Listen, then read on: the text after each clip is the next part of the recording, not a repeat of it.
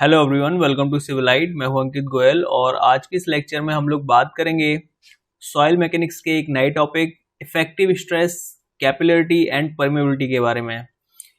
ये series engineering services के previous year question को कंप्लीट कराने के लिए है। This is the topic of soil mechanics, ठीक है।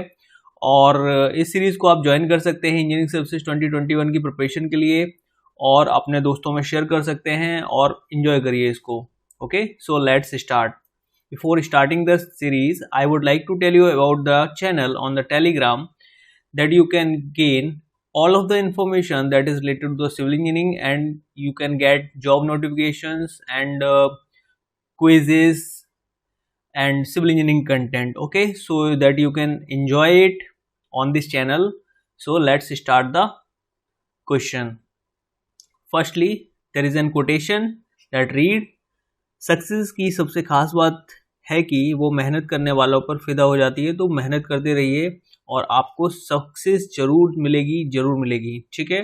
एक डायरेक्शनल जो एफर्ट है वो आप लगाते रहिए, definitely you will get succeed. Okay, so let's start, let's begin. First question on screen is, if during a permeability test on a soil sample with the following head parameter, equal time intervals are noted for drop of head from H1 to H2 and again from H2 to H3, then which one of the following relation would hold good? So permeability test की यहाँ पर बात हो रही है। तो falling head permeability जो test करते हैं उसमें एक फॉर्मूला होता है परमेबिलिटी का, वो मैं यहाँ पर लिखूंगा, उसी से पूरी प्रॉब्लम सॉल्व हो जाएगी। So falling head permeability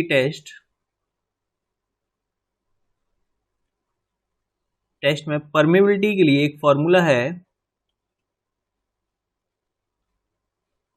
that is K equals to small a n capital A into T, ठीक है। ऊपर जो होता है न्यूमरेटर में स्मॉल a होता है और डिनोमिनेटर में कैपिटल A होता है। Multiply it with log base E H1 upon H2, that is the formula actually. So what is happening here, just read the question. Drop of head from H1 to H2, जो head है वो change हो जा रहा है, H1 से H2 हो जा रहा है और H2 से H3 हो जा रहा है, ठीक है। तो इसी को हम लोग फॉलो करते हुए हम लोग इस फॉर्मूले को लिख लेंगे, that is K1 equal to K2, ठीक है। दोनों केसेस में देखो हेड चेंज होगा तो प्रोबेबिलिटी चेंज होगा। तो K1 इक्वल्स टू हो जाएगा A into L upon capital A into T log of E base multiplied with the H1 upon H2, okay, that is equals to small a into L capital A into T log of base E into क्या कह रहा है यहाँ पर, head जो है H2 से H3 हो रहा है। The head is happening from H2 to H3, so now all the terms will be cancelled here and the remaining part will be here H1 upon H2, that will be equal to H2 to H3. So now you can easily get the equation here, H2 square equals to, that will be multiplied with the H1 into H3. So that is the expression that you get finally, okay. So the correct equation is B, in the B option, H2 square equals to H1 into H3, okay. Coming to the next question, if the saturated density of a given soil is 2.1 ton per meter square, full stop, then the total stress T जो दे रखा है, the effective stress of the saturated soil stratum at a depth of 4 meter will be. So what is asking here, total stress and the effective stress. So total stress को T से denote कर रहे हैं, effective stress को E से denote कर रहे हैं, okay, that we need to determine. First of all, total stress का फॉर्मूला आपको पता है, total stress here, you know, saturated density total stress तो आपका हो जाएगा गामा सैचुरेटेड इनटू जो हाइट गिवन है into depth, okay, gamma saturated कितना दे रखा है आपका 2.1 multiplied with the 4, so it will be 8.4 T per metre square, ton per metre square. And now effective stress की बात करते हैं हम। Effective stress that is easy, आप टोटल स्ट्रेस निकाल चुके हैं तो ये भी निकालना बहुत आसान है। तो इफेक्टिव स्ट्रेस कैसे कैलकुलेट करोगे, देखो that is total stress minus pore water pressure, और आप कह सकते हो कि gamma saturated into Z minus आप करोगे गामा डब्ल्यू इंटू जेड। ठीक है, तो gamma saturated minus gamma W आप जानते हो, gamma saturated minus gamma W ये एडिशनल है, बाकी आप डायरेक्टली कैलकुलेट करके भी निकाल सकते हो। तो ये क्या होता है आपका गामा सबमर्ज, इसको आप गामा डैश से डिनोट करते हो। ठीक है, तो गामा सबमर्ज आपका कितना हो जाएगा, देखो गामा सैचुरेटेड कितना दे रखा है 2.1 माइनस आप गामा डब्ल्यू कितना होगा आपका 1 ही होगा। ठीक है, इनटू जेड कर दीजिए, Z is 4, so now 1.1 multiplied with 4 तो आ जाएगा 4.4 ton per metre square. So it is also easy. Okay, that is E term, that is T term, so you can meet the options 8.4 and 4.4. 8.4 and 4.4 is into the option D. So option D is the correct answer. Coming to the next question. Assertion reason का ये question है, a depth Z below the surface of submerged soil water pressure is gamma W in Z, gamma W into Z, and it is the stress caused by the water which is called the neutral stress. ठीक है, यहाँ पर देखो submerged soil है, कोई आपके पास soil है that is submerge, okay, submerge into the water,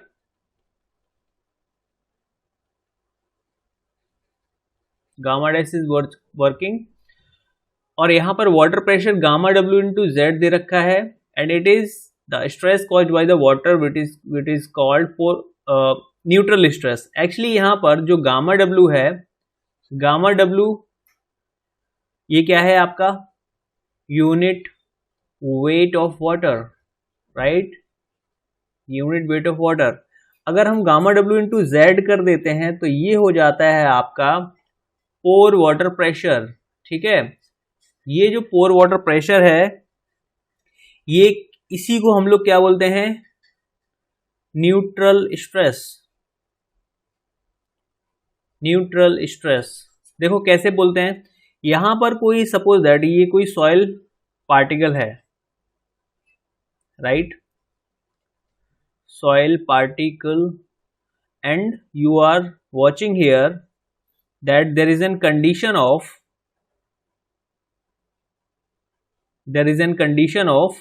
submerge. Okay, so you will see here there is a presence of water, that water will create some pressure on soil particle. So what is happening here, that pressure is acting over the soil particle from all around the direction, so that pressure, or you can say that stress is neutral in behavior.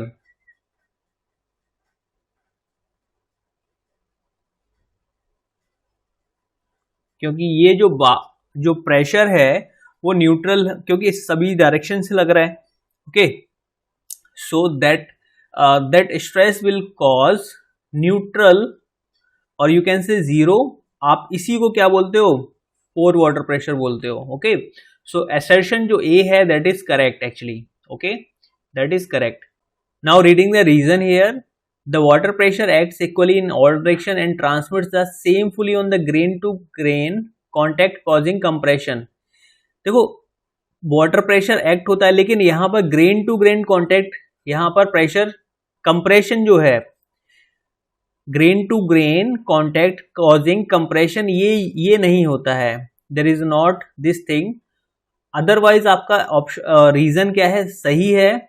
यहां पर ये चीज जो है grain to grain contact causing compression in the soil, this is incorrect actually, so that is why reason is not correct, so option C is the correct answer here, क्योंकि A statement आपका सही है। okay, coming to the next question, a bed of a sand consists of 3 horizontal layers of equal thickness। यहाँ पर कोई bed है, इस bed को मैं यहाँ पर ड्रॉ कर रहा हूँ, ये कोई आपका सैंड बेड है, सैंड बेड में कोई 3 लेयर्स हैं, there are 3 layers here, और यहाँ पर ये कोई मैं लेके चल रहा हूँ, हाइट है h1 h2 and this is h3, so the value of Darcy's K for upper and lower is, Darcy's law के अकॉर्डिंग जो परमेबिलिटी है दैट इज, जो वैल्यू है K1 आपको दे रखा है 1 into 10 to the power minus 2 and upper and lower layer K2 is given 1 into 10 to the power minus 2 and for the middle layer 1 into 10 to the power, sorry this is K3, this is K2, 1 into 10 to the power minus 1। ठीक है, तो आपको permeability दी गई है, तो यहां पर कहा जा रहा है the ratio permeability in of the bed in the horizontal direction to the vertical direction. So what is asking here, permeability of horizontal direction to the permeability in the vertical direction is asking to you, okay, that you need to determine। so firstly you will determine here permeability in the horizontal direction, there is a formula to determine this, K1 into H1 plus K2 into H2 plus K3 into S3। now into the denominator you will get H1 plus H2 plus S3, right? So determine it। now you will see here a bed of sand consists of 3 horizontal layer in equal thickness, so there is a condition that H1 equals to H2 equals to S3, we are assuming here these are equals and we are taking all three we are taking all three heights equal to H, okay, so what is happening here, KH will be equal to, देखो यहाँ पर इसको multiply कर लो, होगा क्या है यहाँ पर K1 K2 क्या है आपका सेम है 10 to the power minus 2 और H1 H2 H3 को हमने कॉमन, क्योंकि ये क्या है H के बराबर है तो मैंने उसको कॉमन ले लिया है, plus 10 to the power minus 1 plus 10 to the power minus 2 and I am taking here H common to, you know, H1 plus H2 that will be equal to 3H, so H cancel हो जाएगा, आपको finally value मिलेगी 10 to the power minus 2, 10 to the power minus 1, 10 to the power minus 2, you can easily determine that will be equal to 1/25, so this is into the centimeter per second। ठीक है, KH निकाल लिया आपने, अब KV की value calculate कर लेते हैं। KV क्या होता है, KV का फॉर्मूला होता है आपका जो हाइट है, हाइट को ऐड कर दो H1 plus H2 plus H3 upon H1 upon K1 plus H2 upon K2 plus H3 upon K3 equals to हो जाएगा आपका, यहाँ पर देखो आप सारी हाइट्स को 3 ऐड कर दो 3H अपॉन, ये आपको सारी वैल्यूज पुट कर देनी है, H upon 10 to the power minus 2 plus H upon 10 to the power minus 1 plus H upon 10 to the power minus 2 equals to हो जाएगा आपका यहाँ पर, ये फाइनली आप after solving this equation you will get 3 upon 210, that will be unit centimeter per second, okay। now you can easily divide it, KH is 1/25 and KV is 3/210, so you will get here the value,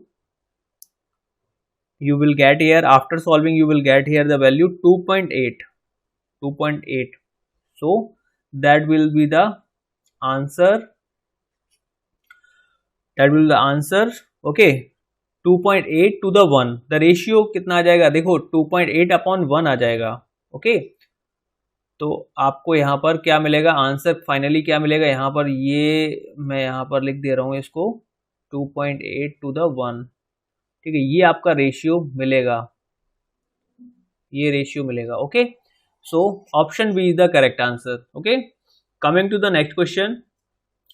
Due to rise in temperature, the viscosity and the unit weight of the percolating fluid are reduced to 70% and 90%. So what is viscosity is 70% and unit weight is 90%. reduced quantity है, ये पहले से reduce हो गया है.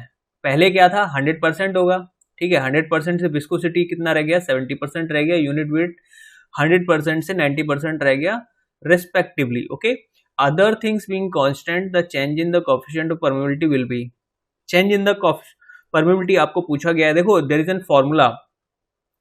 ठीक है, permeability का ये फॉर्मूला है, बहुत ही इंपॉर्टेंट है, इसको आप याद कर लीजिए.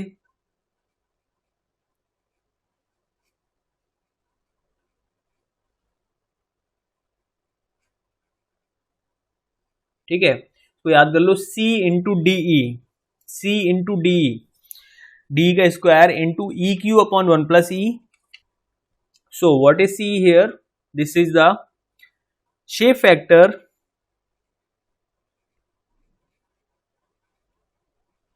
depends on grain shape. जो ग्रेन है इसके शेप पर डिपेंड करता है. Now D is what here? D is representative.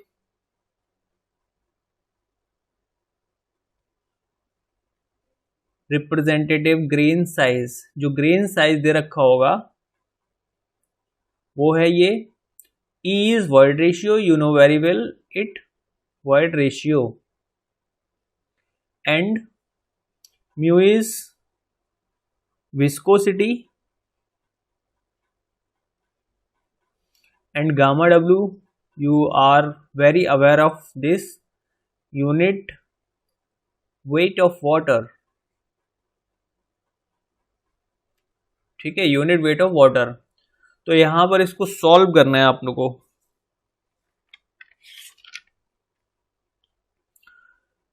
आपको डेटा कौन कौन से दे रखा है, विस्कोसिटी और यूनिट वेट दे रखा है. ओके, सो यहां पर सबसे पहले हम सॉल्व कर लेते हैं इसको. यहां पर so K is proportional to gamma W upon mu.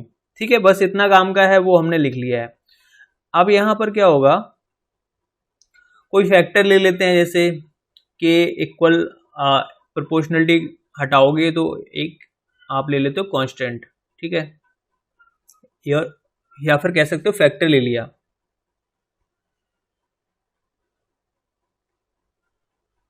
Okay, अब इस फॉर्मूले का यूज करना है आपको. सी फॉर्मूले का यूज करना है. ठीक है, कैसे करेंगे देखो.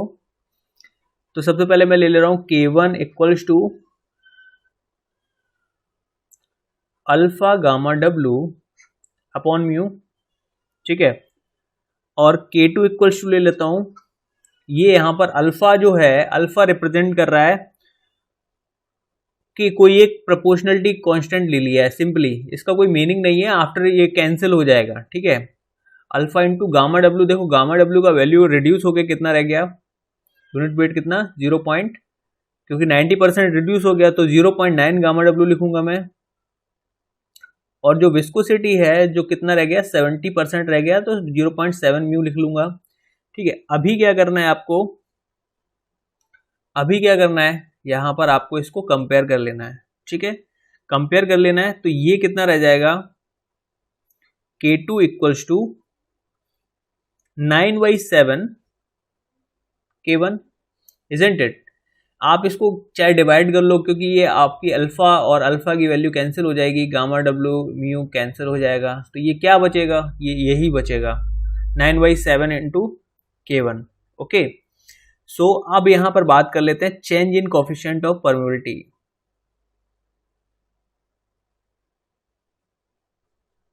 जो कि पूछा गया है।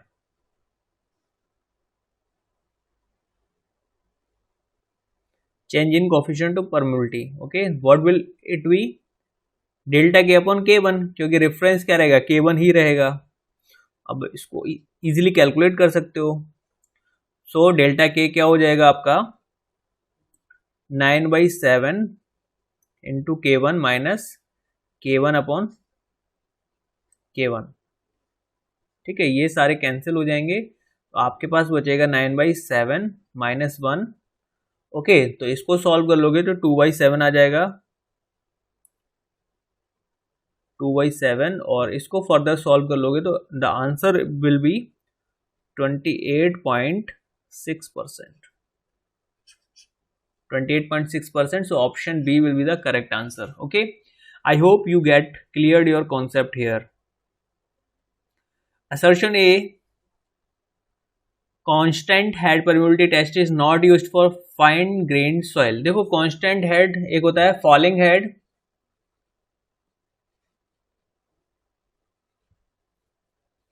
permeability test जो कि हम लोग करते हैं किसके लिए, फाइन ग्रेन्ड सॉइल के लिए।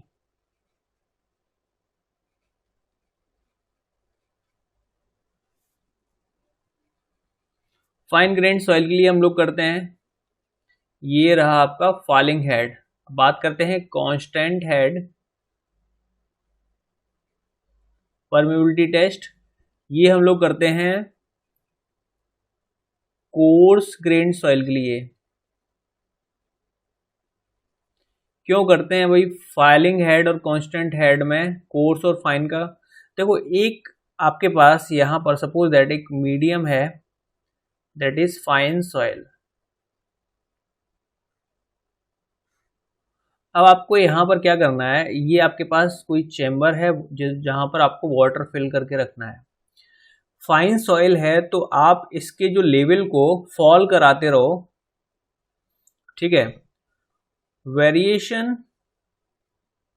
In head is acceptable. देखो फाइन सॉइल के जो पोर्स होते हैं वो बहुत क्या है, कम होते हैं, तो वाटर जो पास होगा यहाँ पर permeability of the soil is so low, ठीक है, permeability of the soil is so low, ठीक है, तो पानी जो है धीरे धीरे यहाँ पर पास होगा, ठीक है। तो वेरिएशन यहाँ पर वाटर का जो रिक्वायरमेंट है वो है तो सही, लेकिन वेरिएशन आप कर सकते हो, आपका जो वाटर है कम ज़्यादा हो सकता है, there is nothing to do, ठीक है, nothing to worry about. But अगर आप यहाँ पर फाइन की जगह कोई कोर्स सॉइल ले लेते हो, कोर्स सॉइल ले लेते हो, तो आपके पास क्या होगा, यहाँ पर जो आप वाटर को डिस्चार्ज करा रहे हो, ठीक है, यहाँ पर जो परमेबिलिटी होगा इसका वो कंपैरेटिवली ग्रेटर होगा। परमेबिलिटी ग्रेटर का मतलब है यहाँ से जो वाटर है, यहाँ से जो डिस्चार्ज है वो ज़्यादा पास होगा, ठीक है।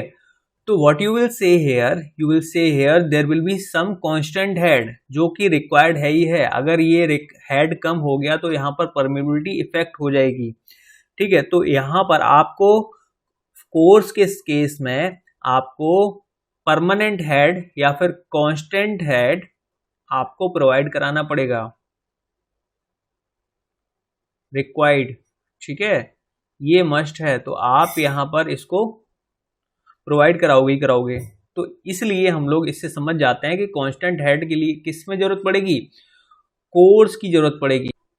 Assertion is constant head permeability test is not used for, not used for, अगर यहाँ पर लिखा होता फाइन ग्रेन्ड सॉइल के लिए तो दैट विल बी इनकरेक्ट, ठीक है। यहाँ पर बात करिए अरे not used for, so this is correct actually.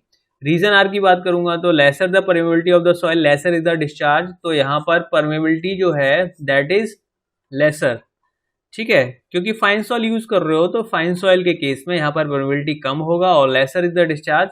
सो हम लोग ये डिस्कस कर चुके हैं कि यहाँ पर फाइन सॉइल में डिस्चार्ज कम होगा, is lesser in fine soil, ठीक है, lesser in fine soil. So option A is the correct answer here, okay, so option is the correct answer here. Coming to the next question, consider the following statements So first statement is constant head permeameter is best suited for determination of coefficient of permeability of highly impermeable soil. Highly impermeable soil, impermeable soil की बात करी जा रही है। देखो impermeable soil कैसी होती है, जो फाइन सॉइल है वो इम्परमिएबल होती है।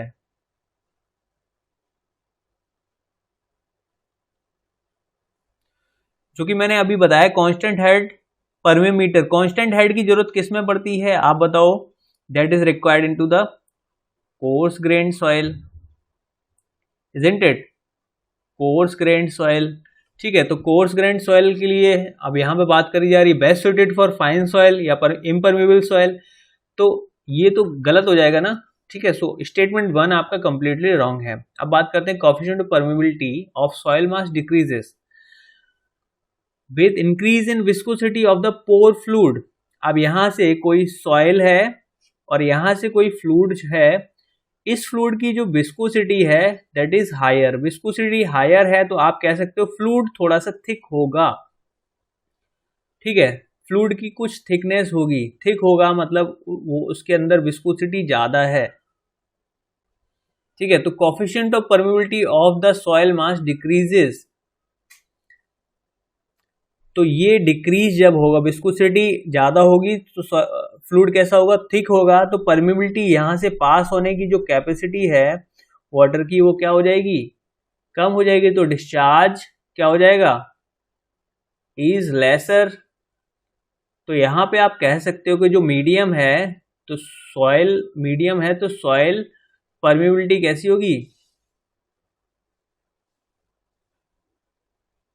लेसर होगी। ठीक है, तो this statement is correct. Coefficient of permeability of the soil mass increases with increase in temperature of the fluid. अब यहां पर आप जानते हो कि अगर हम कोई आपका क्या है, विस्कस फ्लूइड है जिसकी विस्कोसिटी क्या है, हायर है, तो यहां पर आप जानते हो कि जो टेम्परेचर है इसका इन्वर्सली प्रोपोर्शनल होता है। तो टेम्परेचर आप जब बढ़ाओगे तो ये जो वैल्यू है ये कैसी हो जाएगी, ये डिक्रीज करने लगेगी। ठीक है, ये डिक्रीज करने लगेगी। तो आप कह सकते हो टेम्परेचर जब हायर होगा, टेम्परेचर जब आप बढ़ाओगे तो इसकी विस्कोसिटी कम हो जाएगी, विस्कोसिटी कम होगी मतलब ये फ्लूइड जो है ये थिन हो जाएगा। और आप कह सकते हो यहां पर कि इसकी जब विस्कोसिटी कम हो जाएगी तो ये वाला केस जो है यहां पर जब परमेबिलिटी लेसर थी या कम परमेबिलिटी थी तो परमेबिलिटी इसकी इंक्रीज हो जाएगी। ठीक है, जब आपकी विस्कोसिटी कम होगी तो टेम्परेचर, जब आपका यहां पर मैं यहां पर बता रहा हूं टेम्परेचर ज्यादा होगा, विस्कोसिटी कम होगी, तो परमेबिलिटी के की जो वैल्यू है that will increase. Okay, so यहां पर परमेबिलिटी बढ़ जाएगी। Okay, so option C is the correct answer. Okay, option C is the correct answer. 2 and 3 are correct here. अगली बात करते हैं क्वेश्चन की। इन अ 2-layer soil system, the top soil and bottom soil are of same thickness, but the coefficient of permeability of the top soil is twice that of bottom of a coefficient of permeability K। ठीक है, यहां पर कोई दो layers हैं, इसमें कहा जा रहा है कि यहां पर थिकनेस जो है सेम है H। यहां पर जो परमेबिलिटी की वैल्यू दे रखी है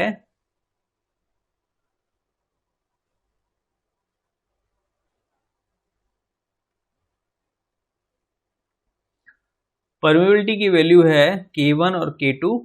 K1 दे रखा है आपका 2K है और K2 का वैल्यू K है। ठीक है, what is saying here, permeability of the top soil is twice that of bottom soil. Bottom soil का परमेबिलिटी अगर K है तो टॉप सॉइल का परमेबिलिटी 2K के बराबर है।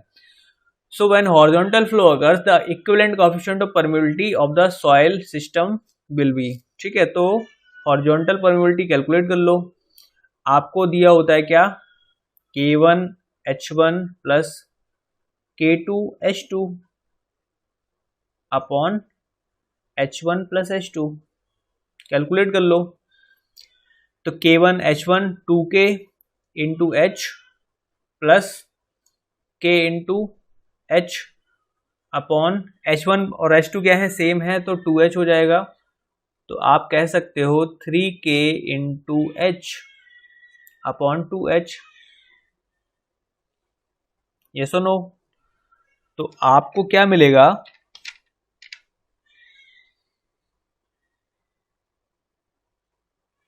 That will be 1.5 times of K।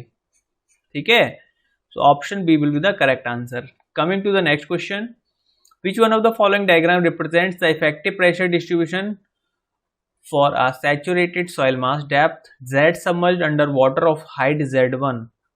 Okay, above its diagram आपको represent क्या कर रहा है वो आपको बताना है। तो आप मुझे बताओ कि यहां पर कोई एक सॉइल है,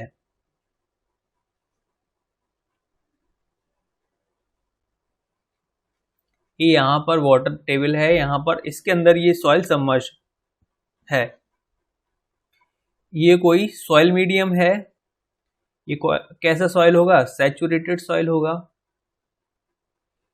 सैचुरेटेड सॉइल होगा।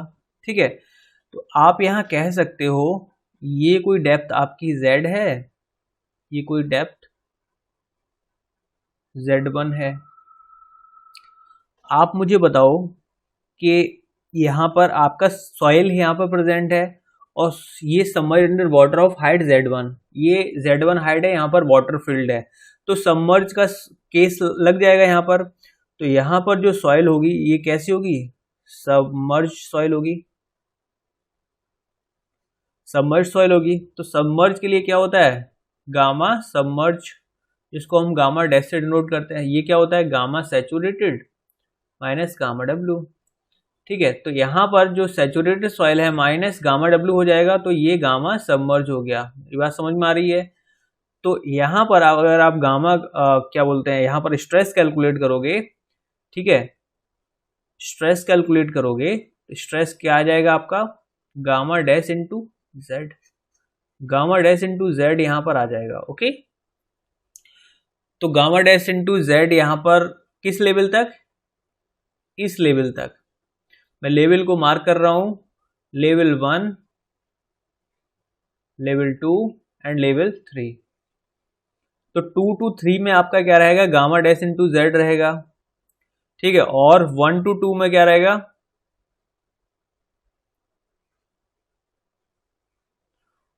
1 to 2 में क्या रहेगा, कोई यहाँ पर सॉइल ही प्रेजेंट नहीं है, सॉइल प्रेजेंट नहीं है तो यहाँ पर कुछ नहीं होगा। ठीक है, ओनली पोर वाटर प्रेशर का यहाँ पर डायग्राम ड्रॉ होगा। ठीक है, गामा डब्ल्यू का केवल डायग्राम ड्रॉ होगा यहाँ पर। ओके, सो यहाँ पर जो स्ट्रेस है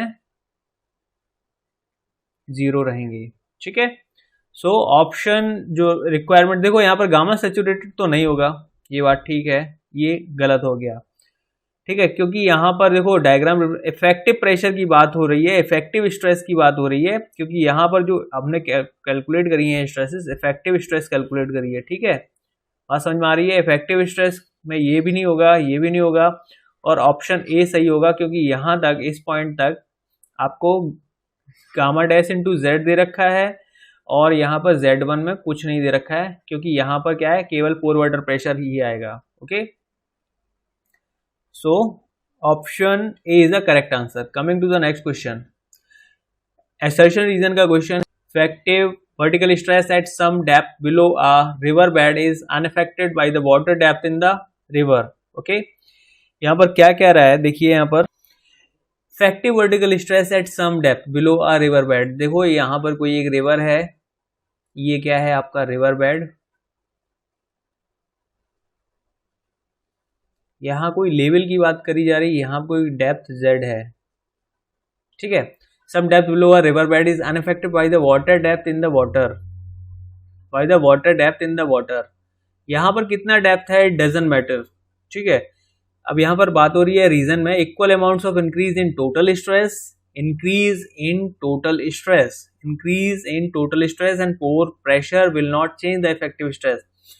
अब इफेक्टिव स्ट्रेस हम जो होता क्या है, इफेक्टिव स्ट्रेस होता है equal to total stress minus pore water pressure. तो दोनों में यहाँ पर क्या है, इक्विवेलेंट चेंजेस होंगे। जैसे आपका यहाँ पर gamma saturated into Z total stress आया, माइनस यहाँ पर गामा डब्ल्यू इंटू जेड आया। ठीक है, तो ये क्या कंडीशन बन जाएगी, गामा सबमर्ज इंटू जेड की कंडीशन बन जाएगी। और जेड क्या है यहां पर, Z is depth below bed of river. ठीक है, depth below bed of the river. Okay, so effective stress क्या हो जाएंगे, अनइफेक्टेड हो जाएंगे। What is happening here, note, ये बहुत जरूरी बात है, note, effective stress will be unaffected by water in river। आप मुझे बताओ, इस एक्सप्रेशन में कहीं आपको देखने को मिल रहा है कि ये जो वाटर डेप्थ है इसका कोई रोल है, इसका कोई रोल नहीं है, नो रोल इन, ठीक है, नो रोल, इसका कोई रोल नहीं है, वाटर डेप्थ का कोई रोल नहीं है। यहाँ पर जो बात होगी केवल यहाँ पर इस सॉइल की ही बात होगी जो यहाँ पर प्रेजेंट है, जो कि आपने ऑलरेडी मान के चला है, इसका गामा कितना है, गामा सैचुरेटेड है। ठीक है, so option A is the correct answer, क्योंकि यहाँ पर असर्शन ए भी सही है और रीजन आर भी सही है। Coming to the next question, assertion reason का क्वेश्चन है, permanent lowering of ground water table results in settlements, results in settlements. यहां पर देखो होगा क्या, कोई आपके पास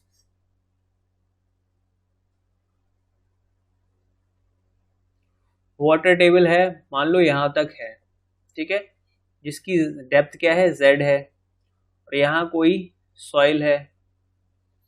ठीक है, तो permanent lowering of ground water table results in settlements. ठीक है, तो यहां पर जब permanent lowering of ground water table का केस होगा तो जो आपके इफेक्टिव स्ट्रेस हैं वो क्या हो जाएंगे, इंक्रीज हो जाएंगे। कैसे इंक्रीज हो जाएंगे, देखो आपको मैंने फॉर्मूला बताया है, इफेक्टिव स्ट्रेस क्या होता है, इफेक्टिव स्ट्रेस इक्वल्स टू होता है आपका total stress minus pore water pressure. ठीक है, और यहां पर क्या होगा, इसका जो डेप्थ है वो डिक्रीज हो रहा है। जैसे ground water table initial condition में जेड पर था, दूसरी कंडीशन में जेड पर आ गया, तो ये Z1 है, Z1 is lower than the Z। ठीक है, तो आप यहां पर जानते हो कि आपके पास जो सॉइल है दैट इज टोटल स्ट्रेस, आप क्या लिखते हो, गामा सैचुरेटेड। मैं एक एग्जांपल के थ्रू बता रहा हूं, जैसे ये सॉइल है, इसका आपके पास यूनिट वेट कितना है, गामा सैचुरेटेड, इनटू आप क्या कर रहे हो, जेड कर रहे हो, माइनस गामा डब्ल्यू, पोर वाटर प्रेशर लिखोगे आप, गामा डब्ल्यू इंटू जेड, तो आपके पास आ जाएगा gamma submerge into Z.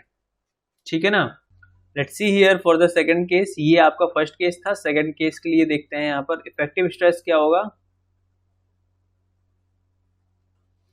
Effective stress क्या होगा, तो गामा सैचुरेटेड, यहाँ पर फर्स्ट केस में ग्राउंड वाटर टेबल ये था, सेकंड केस में ग्राउंड वाटर टेबल ये रहेगा, तो in this case gamma saturated क्या हो जाएगा, गामा सैचुरेटेड इंटू जेड ही रहेगा, माइनस यहां पर जो पोर वाटर प्रेशर है, ओके, पोर वाटर प्रेशर क्या रहेगा, गामा डब्ल्यू इंटू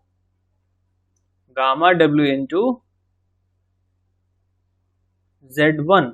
ओके, तो यहां पर इस केस में आप देख सकते हो कि ये जो वैल्यू है ये उतनी ही कांस्टेंट है, ये वैल्यू क्या होगी, डिक्रीज हो गई, तो यहां पर इफेक्टिव स्ट्रेस क्या होंगे, हायर देन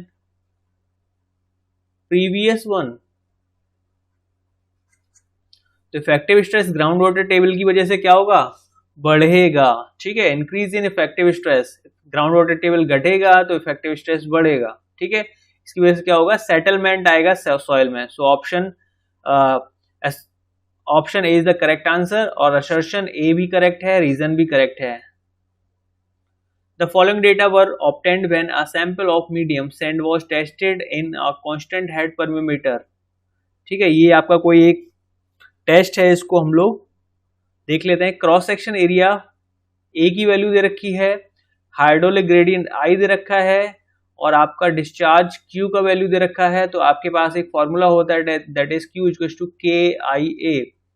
तो आप इसकी हेल्प से कैलकुलेट कर सकते हो परमेबिलिटी, के की वैल्यू कैलकुलेट कर सकते हो। तो के इक्वल्स टू हो जाएगा क्यू अपॉन आई ए। इसको क्या पढ़ते हो, Q equals to K I ए। क्यों किया के नाम से याद कर सकते हो इसको बहुत आसानी के साथ। तो के की वैल्यू क्या रखोगे, 10 cc पर सेकेंड, आप डायरेक्टली वैल्यू पुट करो। 10 अपॉन आई आपको दे रखा है दैट इज 10 इंटू आप करोगे 100 सेंटीमीटर स्क्वायर। बाकी सारी आपको वैल्यूज यूनिट वाइज सेम दे रखी हैं, तो कोई दिक्कत नहीं है, सेंटीमीटर में ही सब कुछ दे रखा है। ओके, सो 1 अपॉन 100 तो आपको मिल जाएगा that is 10 to the power -2 centimetre per second. क्योंकि यहाँ पर आपको दे रखा है ऑप्शन में मीटर पर सेकेंड में दे रखा है, तो आपके पास यहाँ पर आ जाएगा 10 to the power -4 metre per second. So option C is the correct answer. Coming to the next question, the total neutral and effective vertical stress in ton per meter square at a depth of 5 meter below the surface of fully saturated soil deposit with a saturated density of 2 ton per meter cube wood respectively. देखो total, neutral और effective vertical stress पूछे गए हैं। Total, neutral और effective कितनी depth पर, 5 metre below, 5 metre below. ठीक है, तो आप क्या करोगे, यहां पर सबसे पहले टोटल कैलकुलेट कर लो। टोटल स्ट्रेस क्या होगा आपका, सॉइल सैचुरेटेड होगी तो gamma saturated into depth Z. तो गामा सैचुरेटेड आपको कितना दे रखा है, फुल्ली सैचुरेटेड सॉइल डिपॉजिट की यहां पर बात करी गई है। डेंसिटी कितनी है 2, तो 2 इंटू जेड कितना है 5, दैट इज इक्वल टू 10। 10 कितना, ton per metre square. Okay, अब बात करते हैं यहां पर इफेक्टिव स्ट्रेस की। इफेक्टिव स्ट्रेस में आपको पोर वाटर प्रेशर की जरूरत पड़ेगी, तो सबसे पहले हम लोग निकाल लेते हैं पोर वाटर प्रेशर। यहां पर बात की गई है न्यूट्रल स्ट्रेस की, तो न्यूट्रल स्ट्रेस ही बोलते हैं इसको, पोर वाटर प्रेशर को। न्यूट्रल स्ट्रेस इक्वल टू हो जाएगा आपका गामा डब्ल्यू इंटू जेड। तो गामा डब्ल्यू देखो आपको ये किसके फॉर्म में दे रखा है, 2 1 के फॉर्म में दे रखा है, तो गामा डब्ल्यू आपका 1 हो जाएगा इंटू जेड कितना है 5।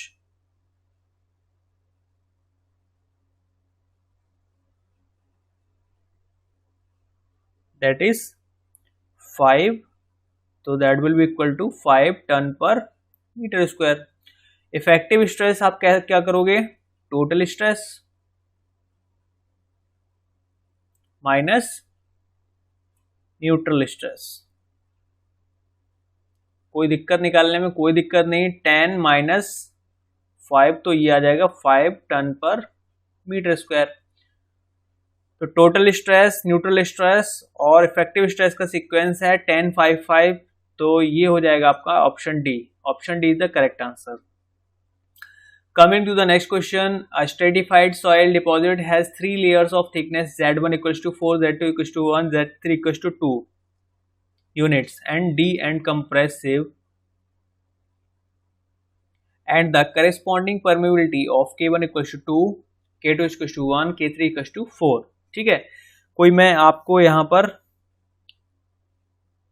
3 लेयर्स का कोई बेड बना के दे रहा हूं, जिसकी हाइट है Z1 equal to 4, Z2 equal to 1 और Z3 इक्वल टू है आपका 2। और यहां पर आपको परमेबिलिटी दे रखी है K1 equal to 2, K2 equal to 1, K3 equal to 4। बस इस फॉर्मूले को अप्लाई कर दो। द एवरेज परमेबिलिटी पर perpendicular to the bedding plane will be, K vertical पूछा गया है, हमने बताया था आपको क्या होता है ये H1 यहाँ पर Z1 के फॉर्मेट में मैंने लिखा है, तो हम लिखेंगे Z1 plus Z2 plus Z3 upon Z1 upon K1 plus Z2 upon K2 plus Z3 upon K3. Okay, so Z1 Z2 Z3 4 plus 1 plus 2, बहुत आसान है, आसानी से बस कैलकुलेशन करनी है आपको. 4/2, K1 की वैल्यू 2 है और इसी तरह से Z2 की वैल्यू 1 है, K2 की वैल्यू 1 है और Z3 की वैल्यू 2 है, K3 की वैल्यू 4 है. बस इसको सॉल्व करते जाओ, ये आपका 2 आ जाएगा, ये 1/2 आ जाएगा. After solving you will get the value of vertical permeability, that is 2. Okay, so option B is the correct answer. Coming to the next question, match list 1. इसमें सॉइल डिस्क्रिप्शन दे रखा है, कोएफिशिएंट ऑफ परमेबिलिटी दे रखी है list 2 में और आपको correct answer choose करना है. अब देखो, आप बहुत आसानी के साथ समझ जाओगे. आप सिविल इंजीनियर हो, ठीक है, आप सिविल इंजीनियर हो और आपको ये पता है कि ग्रेवल जो है, ग्रेवल में पोर्स बहुत ज्यादा होते हैं, ठीक है. आप कह सकते हो वॉइड्स क्या होते हैं, ज्यादा होते हैं कंपैरेटिवली फाइन सॉइल के. किसमें? ग्रेवल में. या सेकंड फॉर्म में कह सकते हो पोर्स जो हैं वो ज्यादा बड़े बड़े होते हैं क्या. तो अब जब पोर्स ज्यादा होंगे तो परमेबिलिटी कैसी होगी?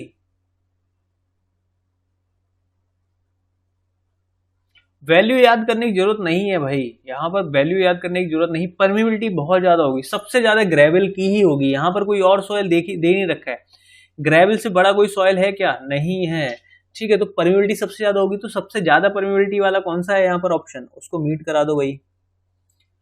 ग्रेटर देन 1, ठीक है, किसके लिए हो? ग्रेवल के लिए होगा. अब सबसे छोटा पार्टिकल कौन सा होता है? क्ले होता है. क्ले में आप जानते हो पोर्स जो हैं सबसे कम होंगे. पोर्स जब कम होंगे तो परमेबिलिटी सबसे कम होगी. सबसे कम होगी या नहीं होगी?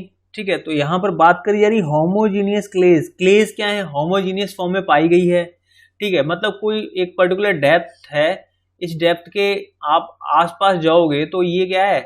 सेम प्रॉपर्टीज को इंडिकेट कर रहा है. तो ये क्या होता है? होमोजीनियस. सेम प्रॉपर्टीज को इंडिकेट कर रहा है तो ये क्या है? होमोजीनियस है, ठीक है. किस? लेफ्ट और राइट डायरेक्शन में, ठीक है. किसी एक्सटेंट डायरेक्शन में किसी भी आसपास आप देख लो तो मतलब सेम प्रॉपर्टीज को इंडिकेट कर रहा है, तो वो होमोजीनिटी को इंडिकेट करता है. तो वही यहाँ पर बात करिए, होमोजीनियस क्ले है तो यहाँ पर परमेबिलिटी सबसे कम होगी. जिसकी सबसे कम है उस पर लगा दो ऑप्शन 3, ठीक है. 10⁻⁻6 दे रखी है. अब यहाँ पर क्ले और सिल्ट एडमिक्सचर के लिए, क्ले से थोड़ा सा बड़ा पार्टिकल होता है सिल्ट, ठीक है. अब अगर सिल्ट और क्ले का मिक्सचर है तो आप कह सकते हो कि जो सबसे कम परमेबिलिटी है उससे थोड़ा सा वैल्यू क्या है, उससे थोड़ा सा वैल्यू क्या होगा परमेबिलिटी का, ज्यादा होगा. तो इससे मीट करा दो. बाकी एक बच गया है लुईस, और इसको इससे मीट करा दो. बस ये हो गए आपके सही ऑप्शंस. इसको इस तरह से आप मीट करा दोगे, ठीक है. मैंने ऑप्शंस नहीं दिए हैं, so there is no need to bother, ठीक है. बस इस तरह से आप इसको स्मार्टली आंसर करोगे. Coming to the next question, consider the following statement. First, coarse sand is more than 1,000,000 times permeable than a high plasticity clay. सही बात है, क्योंकि जो हमारा सॉइल है, इस सॉइल में जो कोर्स ग्रेन सॉइल है वो हाईली परमेबल होते हैं as compared to the plastic clay की कंपैरिजन में, ठीक है. सही बात है, ये ऑप्शन सही है. The permeability depends on the nature of the soil and not on the properties of the liquid flowing through soil. देखो, हमने ऑलरेडी एक बार बात करी है कि जब आपका विस्कोसिटी है ज्यादा होगा तो परमेबिलिटी के की वैल्यू कम होगी. तो ये क्या है? ये लिक्विड प्रॉपर्टी है भाई, लिक्विड प्रॉपर्टी है. जब हमने ऑलरेडी कुछ प्रॉब्लम सॉल्व कर रखी है लिक्विड प्रॉपर्टी पे कि भाई लिक्विड प्रॉपर्टी पे भी क्या है, परमेबिलिटी डिपेंड करती है, यू कैन से दैट.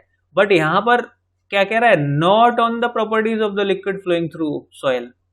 देखो नेचर ऑफ सॉइल पे भी डिपेंड करता है और प्रॉपर्टी ऑफ द लिक्विड पे भी डिपेंड करता है, तो ये ऑप्शन गलत है भाई, ठीक है, हम इसको डिनाई करेंगे। If a sample of the sand and sample of clay have the same void ratio, sand और क्ले का वॉइड रेशियो अगर सेम है, ठीक है, तो यहां पर कह रहा है कि both samples will exhibit the same permeability, will exhibit the same permeability. अब यहां पर देखो हमने क्या देखा था, एक फॉर्मूला देखा था, K is proportional to C into D का स्क्वायर देखा था आपने, डी का देखा था आपने। यहां पर आप मुझे बताओ कि डी इज द क्या है, इफेक्टिव ग्रेन साइज,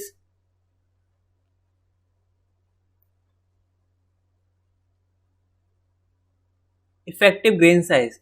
तो जब इफेक्टिव ग्रेन साइज जब यहां पर मैटर कर रहा है, तो यहां पर क्या कह रहा है, if a sample of sand, sand का पार्टिकल साइज क्या होता है, बड़ा होता है कंपेरेटिवली क्ले के, तो ग्रेन साइज में दोनों में डिफरेंस है, ये डिफरेंस ही क्या करेगा, ये बताएगा कि यहां पर परमेबिलिटी इफेक्ट होने वाली है दोनों केसेस में, ठीक है।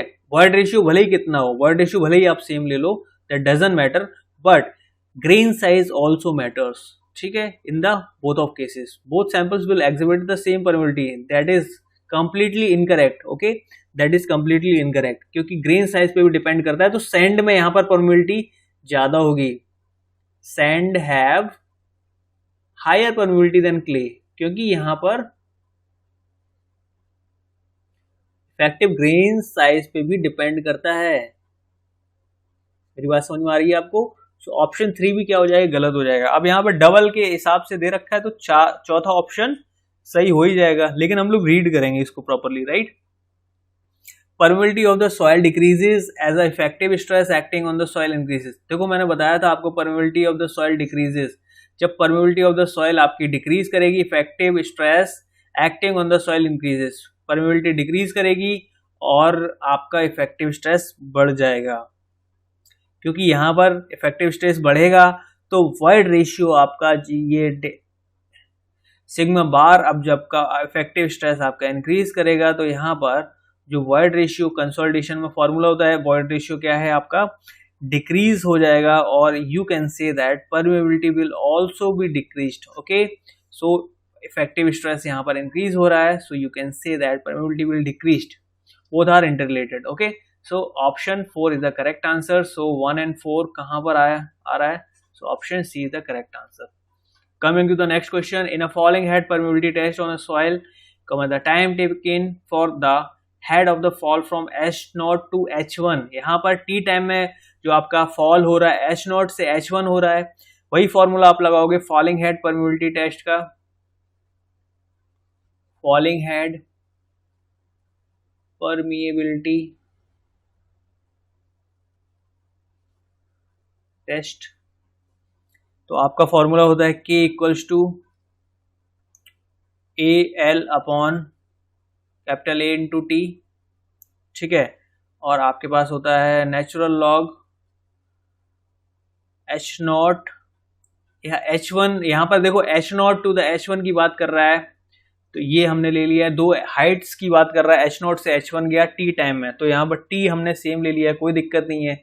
ये फर्स्ट केस की बात कर रहा हूँ, तो K1 इसको मान लिया, K2 अगर मैं लेके चलता हूँ तो AL अपॉन A, और यहाँ पर T की वैल्यू कितनी हो जाएगी, हाफ हो जा रही है, ओके।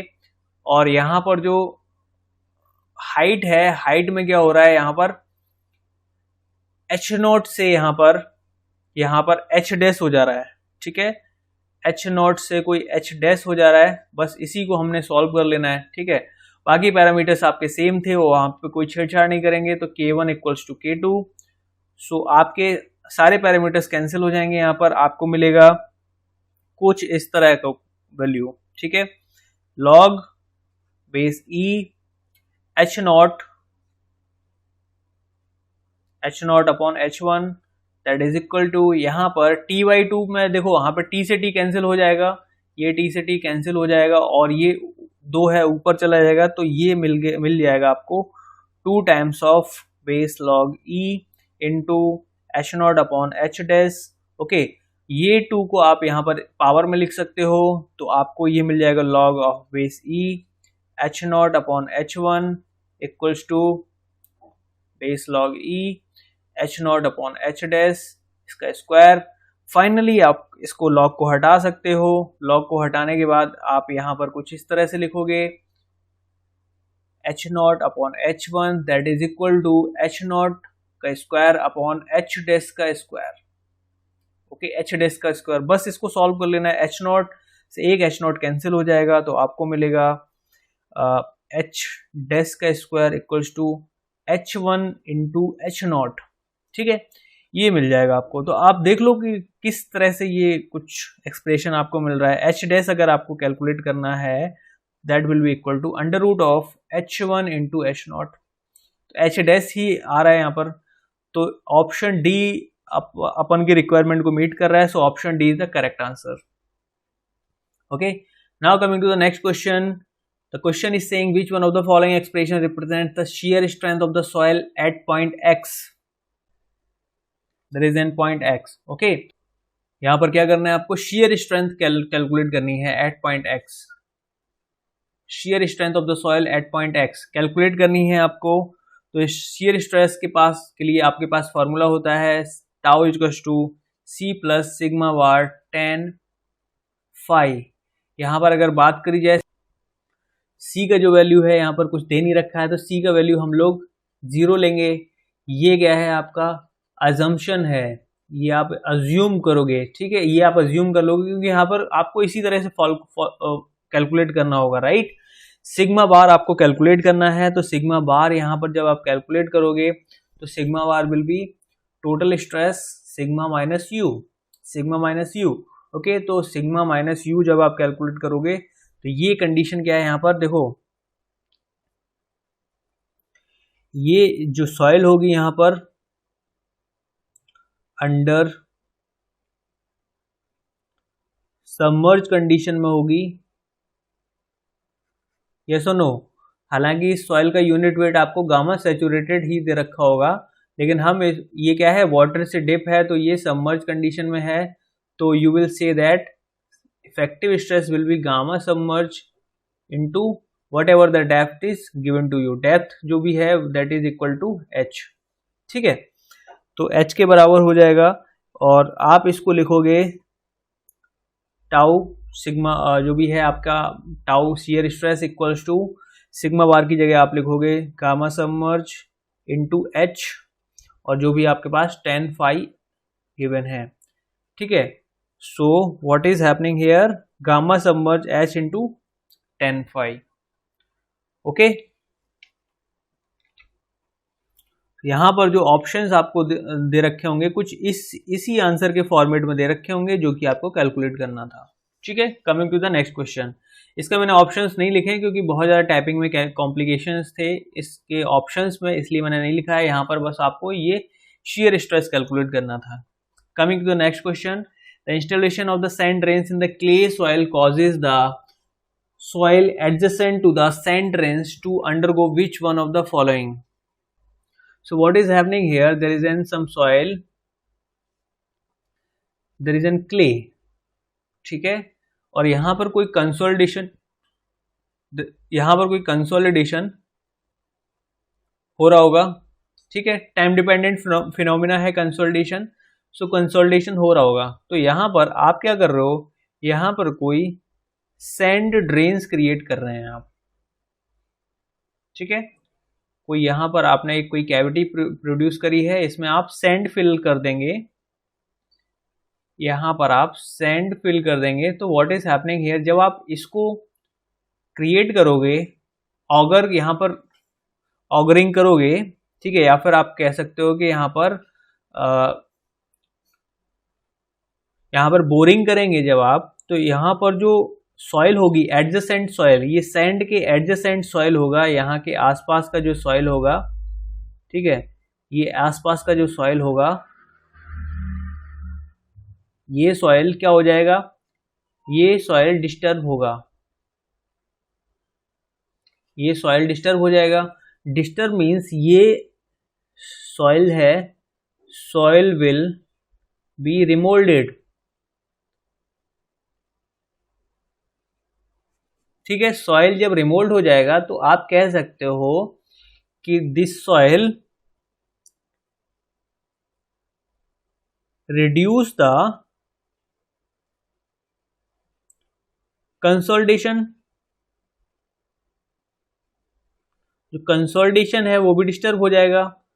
कंसोलिडेशन क्या हो जाएगा, रिड्यूस हो जाएगा। जब कंसोलिडेशन रिड्यूस हो जाएगा तो आप कह सकते हो यहाँ पर, जब देखो सॉइल डिस्टर्ब होने की वजह से कंसोलिडेशन में चेंजेस आते हैं। यहाँ पर सॉइल जब आपकी यहाँ पर एडजेसेंट सॉइल है, सैंड के आसपास का जो सॉइल होगा, मेरी बात समझ में आ रही है आपको? जैसे आपने क्या किया, यहाँ पर कोई बोरिंग करी, बोरिंग करने के बाद जो आपकी आसपास की जो सॉइल होगी ये डिस्टर्ब हो जाएगी। इस सॉइल की वजह से यहाँ पर इसमें क्या हो रहा है, डिस्टरबेंस हो रहा है। डिस्टरबेंस मतलब रिमोल्डिंग हो गई, सॉइल की रिमोल्डिंग हो गई। तो इसकी वजह से कंसोलिडेशन जो प्रोसेस है वो स्लो हो जाएगा, रिड्यूस हो जाएगा। अब यहाँ पर जब कंसोलिडेशन इफेक्ट होगा तो यहाँ पर आप कह सकते हो इसकी वजह से जो हॉरिजॉन्टल परमेबिलिटी है ये भी क्या हो जाएगी, इफेक्ट हो जाएगी। हॉरिजॉन्टल परमेबिलिटी इफेक्ट कैसे होगी, इंक्रीज और डिक्रीज में, ये क्या हो जाएगी, डिक्रीज हो जाएगी, रिड्यूस हो जाएगी। तो यहीं पर जो बात करी जा रही है, option C is the correct answer, decrease in horizontal permeability.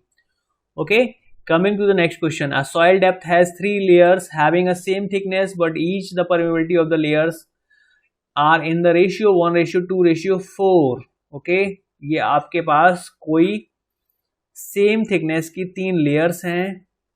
ठीक है, इन 3 लेयर्स में आपका जो डेप्थ है वो आपका सेम बताया गया है, और डेप्थ के बाद आपको कहा गया है कि परमेबिलिटी का जो वैल्यू है वो 1:2:4 के फॉर्म में है। What is the ratio of average permeability in the horizontal direction that in the vertical direction? Horizontal और vertical direction का रेशियो पूछा गया है, KH to the KV पूछा गया है आपसे।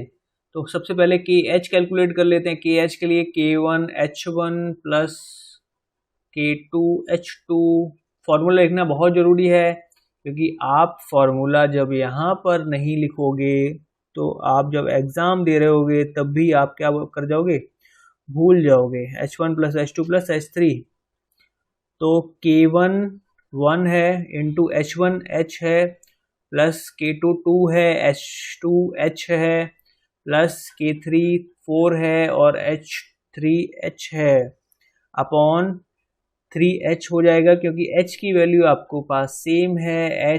H सारे हमने कैंसिल कर दिए हैं, 4 प्लस 2 प्लस 1 7/3 आ जाएगा। Okay, similarly we will calculate kv is what here, H1 plus H2 plus H3। इस फॉर्मूले को कम से कम 4-5 बार लिखोगे, अपने आप याद हो जाएगा। H1 plus H2 plus H3 upon H1 upon ये क्या हो जाएगा, K1,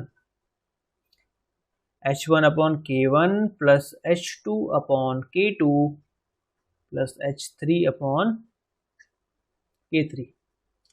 ठीक है, कैलकुलेट कर लो, ये हो जाएगा 3H upon H upon 1 plus H upon 2 plus H/4। After calculating this you will gate, यहाँ पर जो वैल्यू आएगी आपको यहाँ पर K के फॉर्म में वैल्यू मिलेगी। ठीक है, K के फॉर्म में वैल्यू मिलेगी तो K आ जाएगा यहाँ पर। तो फाइनली ये आपको मिलेगा 12K/7। बस इसको क्या कर लो आप, इसका डिवीज़न कर लो 7/3 और 12K/7, बहुत आसानी के साथ कैलकुलेट कर लोगे। तो ये आपको मिलेगा फाइनली 49/36।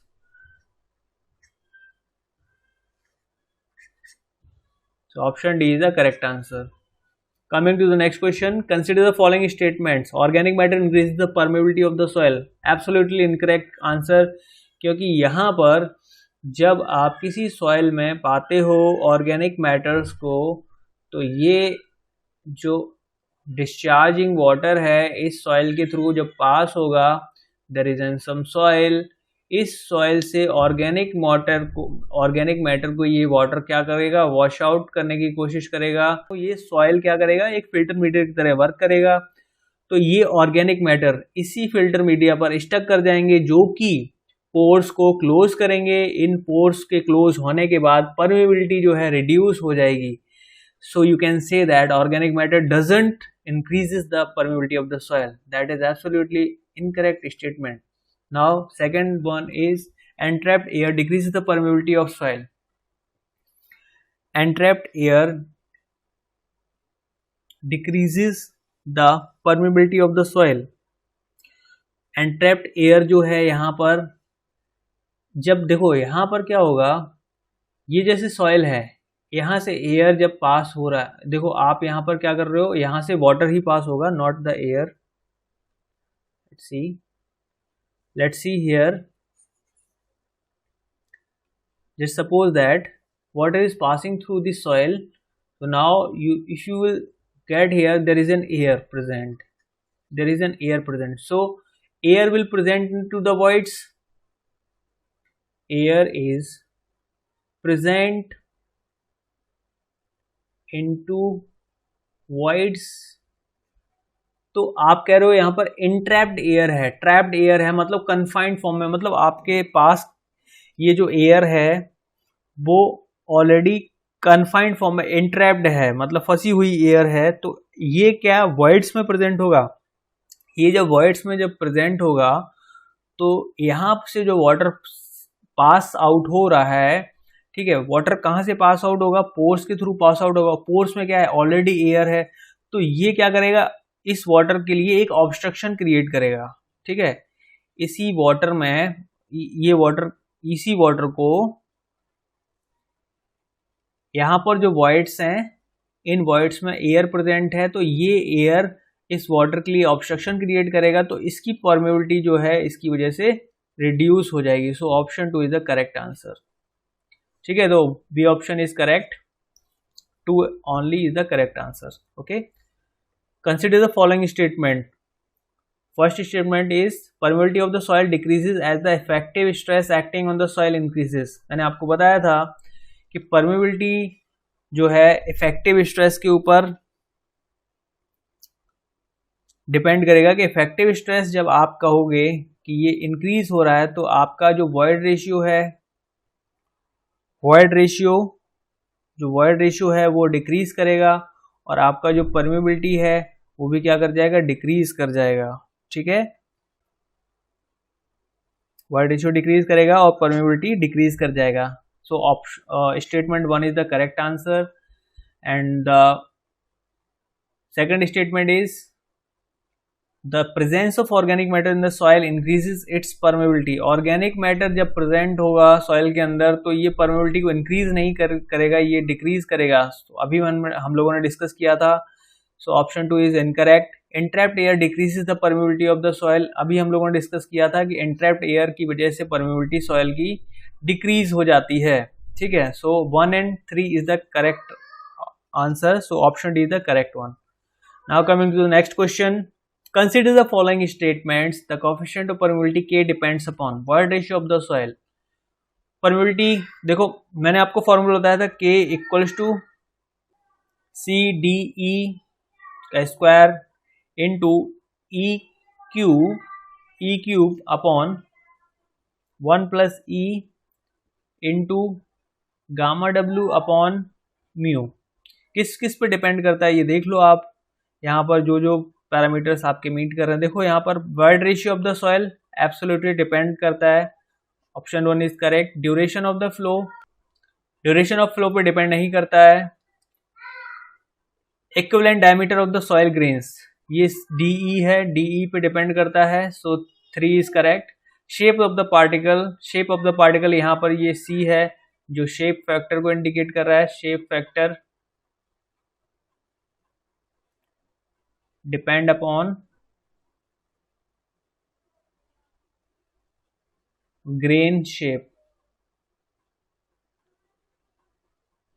ठीक है, इस पे भी डिपेंड करता है। तो 1, 3 and 4 is the correct answer, option C is the correct answer.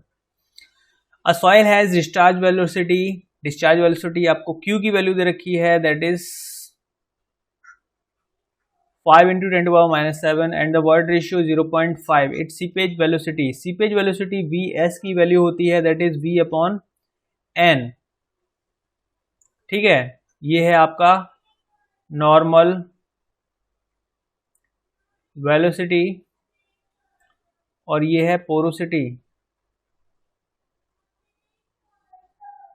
Okay, so discharge velocity आपको 5 into 10 to the power minus 7 दे रखा है, अपॉन पोरोसिटी की वैल्यू जो है आपको नहीं दे रखी है। पोरोसिटी होता है E अपॉन 1 प्लस ई, तो ये वैल्यू यहाँ पर पुट कर देंगे E अपॉन 1 प्लस ई, तो ये आपको मिल जाएगा 5 into 10 to the power minus 7 upon 0.50 upon 1 plus 0.50। ठीक है, तो finally you will gate 15 into 10 to the power minus 7 meter per second. Okay, so option A is the correct answer here. Coming to the next question, assertion A, at the same void ratio desiccated clay is stronger than the saturated clay. Reason is saying desiccated impacts induces pre-compressive forces in the soil structure. So what is happening here, देखो यहाँ पर जैसे suppose that कोई आपके पास soil present है, ठीक है, जैसे आपने ड्राउट कंडीशन देखा होगा, तो आपने कोई एक एरिया कंसीडर, जैसे मैं यहाँ पर करके चल रहा हूँ, तो आपने कोई देखा होगा ये जो है ये सॉइल है, सॉइल के अंदर क्रैक्स जनरेट हो जाते हैं। ड्राउट कंडीशन जब आती है तो क्रैक्स जनरेट हो जाते हैं, आपने सॉइल में देखे होंगे। ठीक है, ये होता किसकी वजह से है कि हो क्या रहा है यहाँ पर, जब टेम्परेचर इंक्रीज होगा, टेम्परेचर इंक्रीज होने की वजह से इसमें जो मॉइस्चर प्रेजेंट है, मॉइस्चर रिड्यूस हो जाता है। रिड्यूस कैसे होता है? थ्रू एवापोरेशन रिड्यूस हो जाएगा, तो सॉइल के अंदर क्रैक्स जनरेट हो जाएंगे। सॉइल कैसी हो जाएगी? Soil gets dry. ड्राई होने के बाद इसमें होता है श्रिंकेज। ये श्रिंकेज ही क्या है? क्रैक्स को कॉज करते हैं। ठीक है, तो आप कह सकते हो यहाँ पर जब सेम वॉइड रेशियो प्रेजेंट है, तो जो डेसिकेटेड क्ले है, डेसिकेटेड क्ले का मतलब ये जो आफ्टर एवेपोरेशन जो सॉइल आपको मिली, जो क्रैक्ड सॉइल है ऑलरेडी आपने जो अभी समझा है, डेसिकेटेड क्ले बोलेंगे इसको। फाइनल जो product after removing the moisture content, the product is desiccated clay. Okay, is stronger than the saturated clay. अब आप जानते हो कि यहाँ पर जब मॉइस्चर रिड्यूस हो गया तो गामा डी की वैल्यू क्या हो जाएगी? इंक्रीज हो जाएगी। गामा डी इंक्रीज हो जाता है तो आप कहते हो कि इसके अंदर सॉइल जो है, सॉइल के अंदर जो है स्ट्रेंथ क्या हो गई? इंक्रीज हो गई। ठीक है, तो आप इस तरह से भी समझ सकते हो जो सैचुरेटेड क्ले है कंपैरेटिवली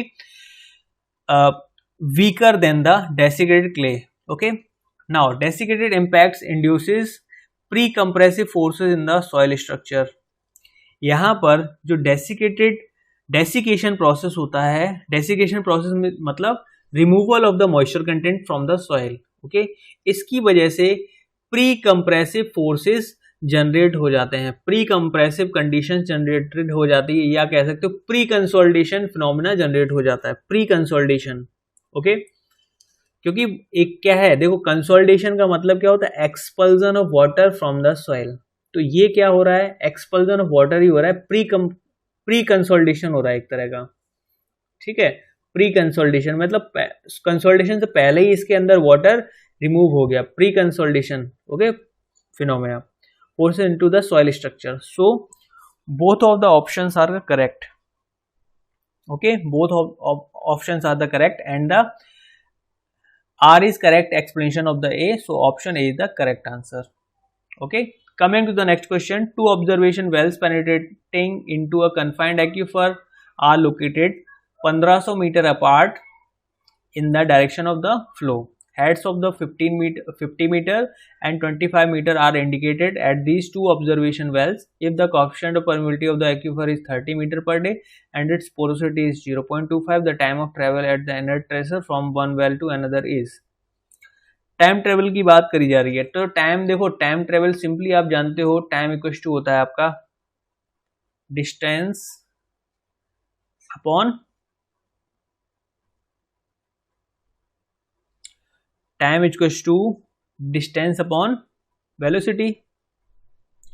ठीक है, तो ये यहाँ पर जो वेलोसिटी होगी वो नॉर्मल वेलोसिटी ना होकर के क्या होगी, सीपेज वेलोसिटी होगी, क्योंकि यहाँ पर एक्वीफर है, यहाँ पर पूरा का पूरा सीपेज का फिनोमिना हो रहा है, तो ये सीपेज वेलोसिटी यहाँ पर फंक्शनल होगी। ओके, तो आपको यहाँ पर क्या सीपेज वेलोसिटी दे रखी है, नहीं दे रखी है, आपको कुछ डेटा दे रखा है, इसकी हेल्प से आप क्या करोगे, सीपेज वेलोसिटी कैलकुलेट करोगे। हेड ये दे रखा है, ठीक है, आपको यहाँ पर परमेबिलिटी ये दे रखी है, बस इसको क्या कर लो, मार्क कर लो। ठीक है, के की वैल्यू आपको कितनी दे रखी है, 30 मीटर पर डे, और आपको पोरोसिटी एन की वैल्यू दे रखी है 0.25। ओके, और डिस्टेंस आपको दे रखी है, डी की वैल्यू जो यहाँ डिस्टेंस मैंने लिखा है that will be equal to 1500 metre. Head आपको दे रखा है, हेड की वैल्यू दे रखी है कितना, 50 मीटर, और दूसरा कितना दे रखा है 25 मीटर। बस इसी को अप्लाई कर लो। सीपेज वेलोसिटी आपने देखा होगा क्या होता है, नॉर्मल वेलोसिटी और you can say discharge velocity to the porosity, yes और नो। तो आपको तो क्या है कि नॉर्मल वेलोसिटी भी नहीं पता है, तो वो कैलकुलेट कर लोगे। v इक्वल टू क्या होता है, k इंटू आई, बस इसी की हेल्प से सारा डेटा कैलकुलेट हो जाएगा। तो v इक्वल टू के आई, के की वैल्यू आपको पता है कितनी है 30 मीटर पर डे, और आई क्या होता है हेड। देखो हेड आपको दे रखा है, देखो हेड जितना ट्रेवल हुआ है upon loss of head into length of travel, sorry loss of head upon length of travel, ये होता है क्या, ग्रेडियंट का फॉर्मूला। आई क्या होता है, लॉस ऑफ हेड अपॉन जो वाटर ट्रेवल किया है उसका लेंथ। तो बस कैलकुलेट कर लो, तो ये कैसे आ जाएगा 30 इंटू हेड, देखो 50 से कितना हो गया 25 हो गया, तो ऑलरेडी यहाँ पर हमें पता चल गया। लेंथ कितना ट्रेवल किया है, कन्फाइंड एक्यूफर की आपके पास जो डिस्टेंस ही दे रखी है 1500 मीटर, तो दोनों एक्यूफर के बीच की डिस्टेंस जो है 1500 मीटर है, 1500 मीटर आपके पास यहाँ पर डिस्टेंस आ जाएगा। तो यहाँ पर आपको, यहाँ से आपको वैल्यू मिल जाएगी 0.5 मीटर पर डे। ये क्या मिल गया, वेलोसिटी सिंपली मिल गई। और v अपॉन एन करोगे, 0.5 मिल गया, अपॉन एन क्या है आपका पोरोसिटी 0.25 रख दो, तो यहाँ से आपको मिल जाएगी क्या, सीपेज वेलोसिटी। vs की वैल्यू कितनी आ जाएगी 2 मीटर पर डे। ठीक है, बस आपको टाइम ट्री कैलकुलेट कर लेना है। टी इक्वल टू क्या हो जाएगा आपका, डिस्टेंस 1500 मीटर है, आपका सीपेज वेलोसिटी कितनी है 2, बस यहाँ से आपको मिल जाएगा 750 डेज। टाइम है तो ये डेज में, क्योंकि all units are given into the form of day. 750 is the correct answer, so option B is the correct one. Coming to the next question, consider the following statement. First one is saying organic matter decreases the permeability of soil. Decreases the permeability of soil, absolutely correct. And trapped air decreases the permeability of the soil. ये questions हम लोग discuss कर चुके हैं, तो 1 and 2 are both of the correct, so option C is the correct one. Statement 1 is saying into the next question, when a tube well penetrates into a homogeneous aquifer and then is pumped, there will occur lowering of water table. The resultant surface is designated as drawdown curve. देखो यहाँ पर हो क्या रहा है, suppose that ये कोई आपके पास सॉइल है, ठीक है, this is the ground level, ठीक है। अब यहाँ पर कोई ग्राउंड वाटर टेबल भी प्रेजेंट है, समझ में आ रहा है आपको, इसी लेवल पर ग्राउंड वाटर टेबल भी प्रेजेंट है। अब यहाँ पर आपने क्या किया, आपने एक वेल कंस्ट्रक्ट कर दिया, मतलब आपने एक बोरिंग कर दी यहाँ पर, अब बोरिंग करने के बाद आप देखोगे, ठीक है, आप देखोगे कि यहाँ पर बोरिंग ऐसे फालतू में तो करोगे नहीं, आप क्या करोगे, यहाँ से वाटर पंप आउट करोगे। वाटर पंप आउट करने के बाद आपको मिलेगा यहाँ पर कुछ इस तरह से डिक्रीज इन वाटर टेबल। जो वाटर टेबल है ये डाउनवर्ड शिफ्ट हो जाएगी, अपने ओरिजिनल पोजीशन से ये डाउनवर्ड शिफ्ट हो जाएगी। तो अब डाउनवर्ड शिफ्ट ऐसे ही नहीं हो जाएगी, यहाँ पर एक बार जब शिफ्ट होने के बाद यहाँ पर एक ड्रा डाउन देखने को मिलता है कुछ इस तरह का। ये जो ड्रा डाउन देखने को मिल रहा है ये कुछ एक कर्व बनाएगा, ये जो कर्व है this is called draw down curve.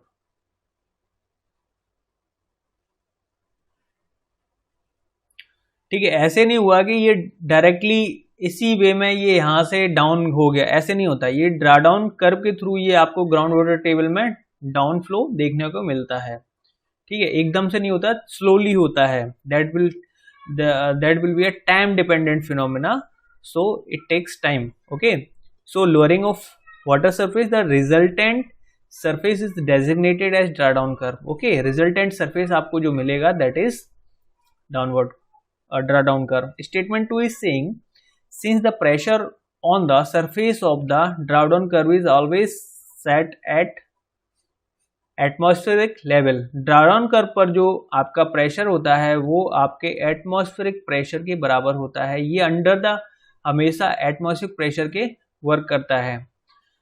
It is called by this name. नहीं, यहाँ पर जो ड्रा डाउन कर्व है वो इस एटमॉस्फेरिक प्रेशर की वजह से यहाँ पर नहीं रखा है, ये इसकी वजह से नहीं रखा है। ये डाउन जिस तरह से जिस फिनोमिना के थ्रू जिस फ्लो में ये जिस शेप ये यहाँ पर जो शेप जनरेट कर रहा है उसकी वजह से इसका नाम ड्रा डाउन रखा है, not by the atmospheric pressure. Okay, so that is incorrect due to this name के केस में ये क्या हो गया, गलत हो गया, अदरवाइज ये यहां तक स्टेटमेंट सही था। Okay, so statement 2 is not correct, so statement 1 is correct, 2 is not correct. So option C is the correct answer. Coming to the next question, consider the following statements. First, presence of moisture in the sand does not affect the magnitude of friction angle. देखो होता क्या है, जब जैसे sand का case हम लेके चल रहे हैं तो सैंड के केस में जो मॉइस्चर है, अगर मॉइस्चर प्रेजेंट होगा तो मैग्नीट्यूड ऑफ फ्रिक्शन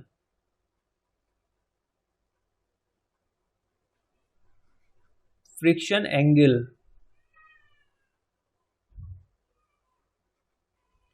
इसके लिए मैं बता रहा हूं विल अफेक्ट, ये जो आपके पास जो सॉइल है सैंड के केस में, इसमें magnitude of friction angle change होता है, बहुत स्लाइड चेंजेस आते हैं, लेकिन हम इसको नेग्लेक्ट करके चलते हैं, इसलिए हम इसको नॉट इफेक्ट की कैटेगरी में डाल नहीं सकते हैं, हाइपोथेटिकली डाल सकते हैं, not in the real condition, so that is incorrect by the way. Okay, now coming to the next statement is moisture introduce capillary effect in a sandy soil leading to apparent increase in angle of internal friction. Apparent increase in angle of internal friction that will not taken into the account, so option 2 is incorrect. Moisture introduces capillary effect in a sandy soil leading to development of apparent cohesion. This is correct. The capillary film is broken by drying or submergence leading to loss in the apparent cohesion. This is also correct. So option D is the correct answer. ये यहाँ पर ये नहीं होगा, so 3 and 4 only are the correct option. The void ratio of the given soil A is twice that of another soil B, while the effective size of particle of a soil A is 1/3 of the soil B. The ratio of height of capillary rise of water in the soil A to that of B will be. Okay, आपके पास formula होता है, देखो आपके पास एक formula होता है that is H equals to C upon E into D10। ठीक है, ये फॉर्मूला यूज करोगे। देखो कंसोलिडेशन में कई सारे फॉर्मूला हैं जो कि आपको रीड करना है, there is an handbook into the market that you can revise from there all the formulas. Okay, तो आपको एक H equal to C upon E D10 formula देखने को मिलेगा, सो आप इसको देखो, दो सॉइल दे रखी है तो HA और HB के फॉर्म में लिख सकते हो, क्योंकि यहां पर इसका रेशियो पूछा गया है। Okay, so you will put it like this. C आपका हमेशा सेम रहेगा, तो इसको मैं लिखूंगा EA into D10 of A upon C upon E of B into D10 of B। Okay, C से C कैंसिल कर देते हैं। Now the expression will be EB upon EA into D10 of B upon D10 of A। Okay, so finally you will gate E of B। ये आपका already आपको given है, देखो क्या कह रहा है, void ratio of given soil is twice that of another soil B। Twice की बात कर रहे हैं, A का ट्वाइस है that of B, 1/2 हो जाएगा ये, मल्टीप्लाइड विद द, देखो effective size of the particle, effective size of particle आपको दे रखा है soil A is 1/3 of that of B, 1/3 of that of B। सो 1/3 क्या हो जाएगा, देखो ये आपका क्या है, ये अगर 1 है तो ये आपका 1/3 हो जाएगा। बस इसको सॉल्व कर लो, 1/2 इंटू 3, 3/2 आ गया, तो 1.5 is the correct answer. Option C is the correct one. Okay, clear? So option C is the correct answer, that is 1.5। Coming to the next question, a stratum of soil consist of 3 layers of equal thickness. देखो इसके questions कितने ज्यादा पूछे गए हैं वह आपको समझना है इस चीज को। परमेबिलिटी के लेयर वाले क्वेश्चंस आपको बहुत ज्यादा पूछे गए हैं। तो 3 लेयर कोई आपको दे रखी है, मैंने रफली यहाँ पर ड्रॉ कर दिया है, 3 लेयर्स ऑफ इक्वल थिकनेस। यहाँ पर H दे रखा है सारे लेयर्स का thickness. The permeability of the both of the top and bottom layers, यहाँ पर जो परमेबिलिटी है K1 इक्वल टू 10⁻⁻4 लिखूंगा, और यहाँ पर जो K3 है that will be equal to 10⁻⁻4, क्योंकि टॉप और बॉटम लेयर का परमेबिलिटी सेम दे रखा है। मिडिल लेयर का परमेबिलिटी आपको दे रखा है 10⁻⁻3। बस इसको सॉल्व कर लेना है। हॉरिजॉन्टल कोएफिशिएंट ऑफ परमेबिलिटी आपसे पूछी गई है, KH की वैल्यू बहुत ही आसान है। मैं आपको यहाँ पर रिपीटेड में क्वेश्चन इसलिए लिखाता हूँ क्योंकि मुझे याद हो जाता है। K1H1 क्या याद हो जाता है, formula K1H1 plus K2H2 plus K3H3। फॉर्मूले आपको इस तरह से याद करने हैं जैसे कि आपको नींद में भी कोई पूछे तो आप तुरंत बता दो, H1 plus H2 plus H3, this is the formula here. And K के वैल्यू आपको दे रखा है, देखो H का वैल्यू सेम है, तो मैं क्या कर रहा हूँ, H को ऑलरेडी कॉमन ले रहा हूँ, और आपको K1 और K3 का वैल्यू सेम दे रखा है, तो 2 टाइम्स ऑफ यहाँ पर लिख दे रहा हूँ 10⁻⁻4, प्लस यहाँ पर लिख दे रहा हूँ यहाँ पर 10⁻⁻3, and we are dividing here with the H1 plus H2 plus H3 that is equal to the 3H। ठीक है, 3H, यहाँ पर H स्मॉल h लिया है, बस आप समझ लो इसको स्मॉल h ही है ये, that is not capital H, इस तरह से। और आप इसको इजीली डिवाइड करोगे तो फाइनली आपको जब आंसर मिलेगा that will be equal to 4 into 10⁻⁻4 centimetre per second. तो option C is the correct answer here. Coming to the next question, consider the following assumption as regards fields permeability test. The flow is laminar and Darcy's law is valid. Laminar होगा and Darcy law is valid. Okay. The flow is horizontal and uniform at all the points in the vertical section. सही है। Permeability test के ये assumptions हैं। The velocity of the flow is proportional to the tangent magnitude of the hydraulic gradient. Option जो statement 3 है वो भी सही है, so option D is the correct answer. Coming to the next question, in a 3 layered soil system the thickness of top and bottom layers, ये भी आप आसानी के साथ सॉल्व कर ले जाओगे। तो फाइनली आपको जो ऑप्शन मिलेगा option A will be the correct answer, क्योंकि इस तरह के क्वेश्चंस मैंने ऑलरेडी आपको कई सारे करा दिए हैं।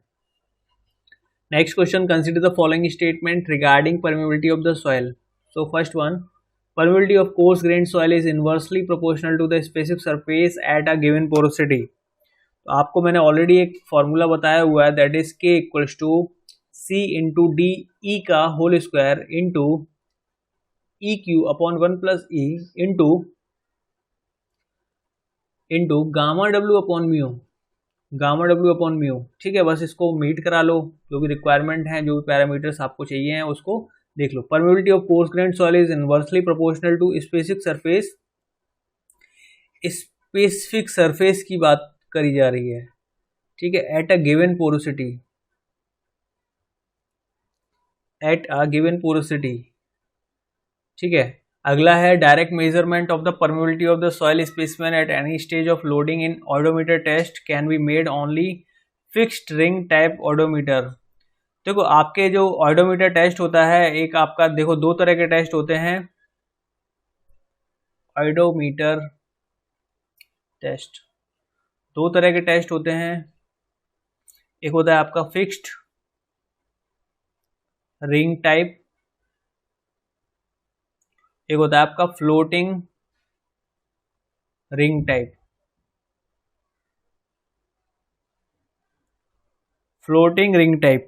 ठीक है, तो यहां पर जो फिक्स्ड रिंग टाइप है, इससे आप, इसके अंदर क्या होता है, एक पोरस स्टोन लगा होता है, इससे क्या होता है ड्रेनेज आप कराते हो, तो इसके थ्रू आप जो भी आपका परमेबिलिटी है वो आप मेजर कर सकते हो या उसको कंट्रोल कर सकते हो, ठीक है।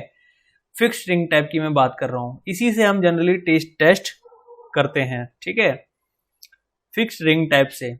तो यहां पर क्या गया, direct measurement of the permeability of the soil specimen at any stage of loading in oedometer test can be made only fixed ring type oedometer. So ये ऑप्शन आपका क्या है, सही है। थर्ड कह रहा है the permeability of an aquifer increased with the decrease in temperature of the water moving through it. देखो आपको मैंने ऑलरेडी बताया है, टेम्परेचर आप जब क्या करोगे, डिक्रीज इन टेम्परेचर जब आप डिक्रीज करोगे तो आपका विस्कोसिटी इंक्रीज होता है फ्लूइड का। हालांकि वाटर की यहाँ पर वाटर की विस्कोसिटी में बहुत लाइट चेंजेस आते हैं, तो यहाँ पर वाटर की बात भी नहीं करी गई है। लेकिन यहाँ टेम्परेचर की अगर बात करें तो जो कॉन्सेप्ट है वो तो आप कंसिडर करोगे, तो टेम्परेचर डिक्रीज होगा तो विस्कोसिटी इंक्रीज होगा, ठीक है। तो यहां पर आप कह सकते हो कि जो परमेबिलिटी की वैल्यू है वो क्या हो जाएगी, डिक्रीज हो जाएगी। यहां पर जो आपको कह रहा है परमेबिलिटी आपकी इंक्रीज हो रही है जब आप टेम्परेचर डिक्रीज कर रहे हो। सो option 3 is not correct, option 1 के लिए आपको यहां पर पता है this is the correct option, ठीक है। देखो यहां पर और थोड़ा डिटेल में आपको अगर समझना है तो डी वो मैं बता देता हूं, डीई इज इफेक्टिव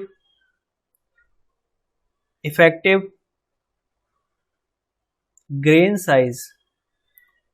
साइज, ठीक है। और डी होता है आपका inversely proportional to surface area, specific surface area. तो यहां पर जो डीई की मैं बात करूं, not capital not small, that must be capital.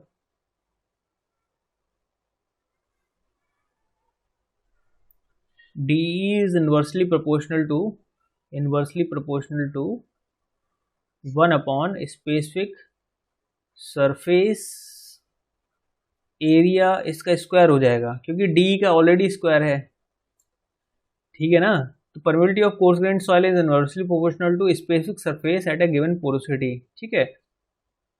Inversely proportional तो आपको यहां पर दिख रहा होगा, स्पेसिफिक सरफेस एरिया, ठीक है, टू द। तो यहां पर जो के का केस भी क्या हो जाएगा, इसी से आप समझ सकते हो कि ये के क्या है, डायरेक्टली प्रोपोर्शनल है, तो के डायरेक्टली ये क्या हो जाएगा, inversely proportional, not directly, inversely proportional हो जाएगा स्पेसिफिक सरफेस एरिया। यहाँ पर बहुत ज़्यादा मैस हो गया है तो आप इसको समझ लो कि this is your actually expression that I am writing here with the another pen.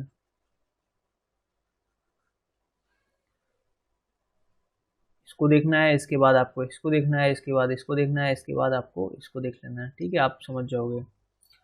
Coming to the next question, consider the following statement in the concept context of capillary pressure in the soil. Pore water pressure is negative in the capillary zone. ठीक बात है। Water is in tension in capillary zone. Tension में होता है ये। Pore water pressure negative होता है। Okay, capillary pressure is more in coarse grained soil. भाई coarse grained soil में capillary होगा ही क्यों? क्योंकि यहाँ पर pores ज़्यादा होते हैं। देखो यहाँ पर कोई soil particle है,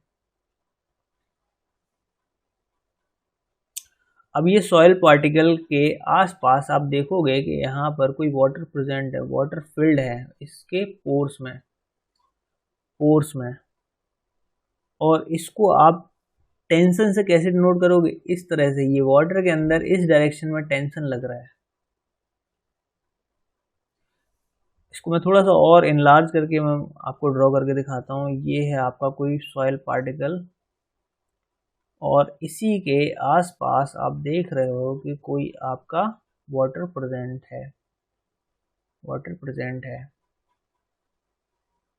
रफली आप इसको समझ लो, बस इसको मैं आपको एक्सप्लेन कर रहा हूँ। ये आपका यहाँ पर इस डायरेक्शन में इसके ऊपर लग रहा है टेंशन।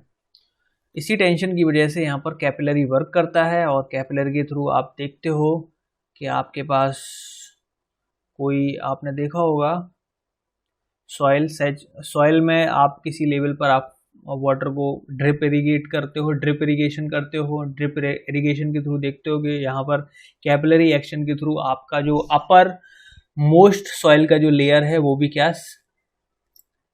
सैचुरेट हो जाता है। ठीक है, चलिए, तो यहाँ पर कैपिलरी कोर्स ग्रेन्ड सॉइल में नहीं होता है, so option 3 is completely incorrect. 1 and 2 is the correct answer, so option is 1 correct. Statement 1 अगले क्वेश्चन में हम देखेंगे, fine grained soils are difficult to drain. Fine grained soils are difficult to drain. देखो आपको यहाँ पर कोई फाइन ग्रेन्ड सॉइल है जस्ट लाइक क्ले के थ्रू आप यहाँ पर परमेबिलिटी कराओगे तो आपको देखने को मिलेगा there will be very slow discharge मतलब डिफिकल्ट टू ड्रेन। अगर यहाँ पर क्ले की जगह आप ले लोगे ग्रेवल तो आप देखोगे पोर्स ज़्यादा हैं तो जल्दी पानी आएगा, जल्दी पानी आपको ड्रेन आउट होने को मिलेगा। ठीक है, तो इसी से आप कह सकते हो कि fine grained soils are difficult to drain. Statement 1 is the correct. इसी में आपको कह रहा है capillary forces act on pore water. यहाँ पर कैपिलरी फोर्सेस एक्ट करते हैं जिसकी वजह से भी आप कहते हो, यहाँ पर देखो बहुत छोटे छोटे पार्टिकल्स होते हैं, पोर्स जो है बहुत कम होते हैं। पोर्स कम होने की वजह से यहाँ पर कैपिलरी प्रेजेंट होता है जिसमें आप कहते हो कि नेगेटिव पोर वाटर होता है, नेगेटिव पोर वाटर, या फिर कह सकते हो कि यहाँ पर टेंशन क्रिएट होती है वाटर में। तो यहाँ पर स्टेटमेंट 2 भी क्या हो जाएगा? Correct. So option is the correct answer. Okay, coming to the next question, saturated, fine, as well as medium sands of uniform particle size are most susceptible to liquefaction. अब यहाँ पर आपके पास कोई सॉइल है, suppose that there is sand present है। Sand में आपका जो लोडिंग है हायर है, लोडिंग जो है बहुत ज़्यादा है। लोडिंग ज़्यादा होने की वजह से क्या होगा, इसमें क्या होगा, पॉजिटिव पोर वाटर प्रेशर जनरेट होगा। पॉजिटिव पोर वाटर प्रेशर जब जनरेट होगा तो इसकी वजह से क्या होगा, इफेक्टिव स्ट्रेस रिड्यूस होएगा। ठीक है, इफेक्टिव स्ट्रेस रिड्यूस होगा और इफेक्टिव स्ट्रेस रिड्यूस जितना हो जाएगा, जब ये जीरो हो जाएगा, रिड्यूस होते होते जब ये जीरो हो जाएगा तो जीरो होने की केस में जब इफेक्टिव स्ट्रेस जीरो हो जाएगा तो यहाँ पर एक फिनोमेना कॉज होता है जिसको कहते हैं लिक्विफेक्शन। तो लिक्विफेक्शन से पहले एक और चीज होती है, जब ये इफेक्टिव स्ट्रेस जीरो होते हैं तो यहाँ पर ये शियर स्ट्रेस भी यहाँ पर क्या हो जाते हैं, जीरो हो जाते हैं। It loses all the shear stress then liquefaction occurs। ठीक है, तो अब यहां पर बात कर रहे हैं आगे स्टेटमेंट 2 की, fine particles reduces the permeability which is a prime factor of liquefaction. Fine particles क्या करता है, जो फाइन पार्टिकल्स हैं, फाइन पार्टिकल्स के अंदर ये जो वाटर प्रेजेंट है, फाइन पार्टिकल्स के अंदर ये जो वाटर प्रेजेंट है, ये वाटर लॉक हो जाता है। ठीक है, ये लॉक होने की वजह से मतलब यहाँ पे जो डेसिपेशन ऑफ वाटर है फाइन पार्टिकल्स में वो कम हो पाता है। ठीक है, dissipation becomes difficult, dissipation of water is difficult so that liquefaction condition अकर हो जाती है। ओके, सो स्टेटमेंट 1 भी सही है, स्टेटमेंट 2 भी सही है, so option A is the correct answer. Coming to the next question, next and last of this question series. So last question हम लोग देखेंगे, an extended layer of the soil with homogeneous rounded grains has 10% of the material 10% of the material finer than the 0.07 mm। ठीक है, इससे फाइनर है मतलब 90% तो इससे क्या है, कोर्सर है, मतलब आप कह सकते हो 0.07 mm पर ये रिटेन किया है। ठीक है, रिटेन का मतलब ये है कि 90% पार्टिकल जो हैं, 90% particles are coarser than 0.07 mm। ठीक है, तो ये आपका क्या हो गया, इफेक्टिव साइज हो गया। आपको परमिबिलिटी गिवन होता है, there is an formula C into D10 का स्क्वायर। तो आप यहाँ पर 10% यहाँ पर जो वैल्यू दे रखी है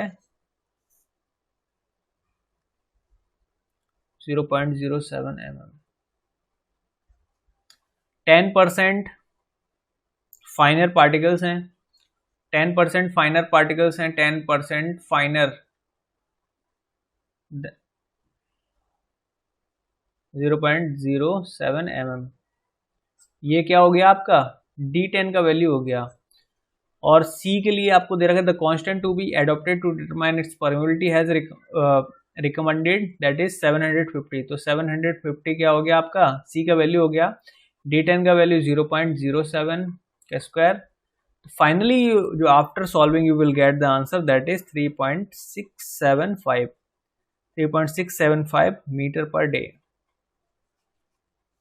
ठीक है, 3.675, option D is the correct answer. Okay, so thank you all, thank you for being here, that is all for today, and please like the video and share to your friends, follow the channel and comment, and whenever you are going to subscribe, turn on the bell icon and enjoy the videos. Okay, thank you so much.